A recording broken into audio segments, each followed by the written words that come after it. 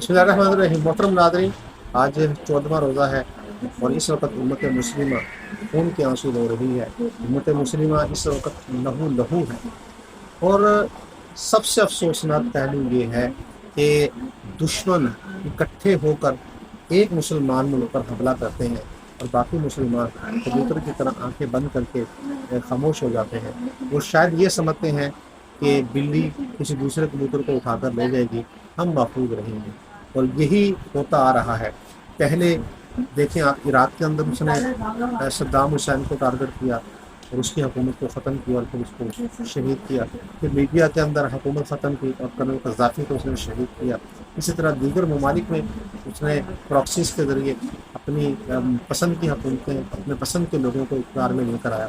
اور آپ ایران پر حملہ آور اسرائیل اور اس کے اتحادی، اس کے حمایتی، اور وہاں پر وہ رجیم چینج کی کوشش کر رہے ہیں۔ ان کے سب سے بڑے رہبر علی خامنہ کو شہید کر دیا گیا، لیکن ہم مسلمان، امت مسلمہ، وہ کہاں پر کھڑی ہے؟ مسلمانوں کی ایک تنظیم ہوتی تھی جس کو Organisation of Islamic Countries OIC کہا جاتا تھا۔ 1968 میں یہ تنظیم بنی تھی، اس کا اجلاس ہوا تھا، اور پھر 1974 میں بھٹو کے دور میں دوسرا سربراہی اجلاس پاکستان میں ہوا، جو بڑا تاریخ ساز تھا۔ اس میں اس وقت کے جو امت مسلمہ کے بڑے بڑے رہنما تھے وہ شریک ہوئے۔ بنائی یہ تنظیم اس لیے گئی تھی کہ مسلمان متحد ہوں اور مل کر ایک موقف اختیار کریں، اور اگر کسی مسلمان ملک کو مسائل کا سامنا ہوتا ہے تو باقی مسلمان ملک اس کا ساتھ دیں۔ لیکن اس وقت ہم دیکھ رہے ہیں کہ جو اس وقت مسلمانوں کی کیفیت ہے، اور اس وقت جو ایک قیامت ڈھائی جا رہی ہے امت مسلمہ پر، تو OIC اس میں بالکل زیرو اور مائنس نظر آ رہی ہے۔ وہ مؤثر کردار ہمیں OIC کا نظر نہیں آ رہا۔ تو کیا یہ تنظیم صرف ایک کاغذی کارروائی کے لیے بنائی گئی؟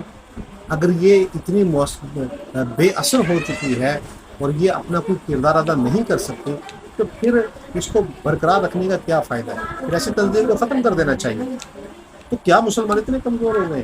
ایسا نہیں ہے، مسلمان طاقتور ہیں، لیکن مسئلہ یہ ہے کہ جو امت مسلمہ کے لیڈرز ہیں، ہم مختلف ممالک کے حکمرانوں کو دیکھیں تو ہمیں ان کے اندر وہ قوت، وہ طاقت اور وہ جرأت اور بہادری نظر نہیں آتی جو ایک لیڈر میں ہونی چاہیے۔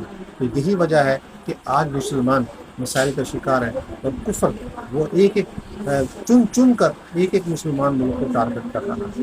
اور اگر کوئی ملک اس خوش فہمی میں ہے کہ یہ اسی ملک کو ٹارگٹ کر رہے ہیں، ہمیں کچھ نہیں ہوگا، تو یہ ان کی بہت بڑی غلط فہمی ہے اور بہت بڑی ان کی غلطی ہے، کیونکہ دشمن کبھی بھی وہ نہیں چاہے گا کہ مسلمان طاقت ہو، اور ایک کے بعد ایک اس نے پھر ان ملکوں کو ٹارگٹ کر رہے ہیں اور ان کو کرے گا۔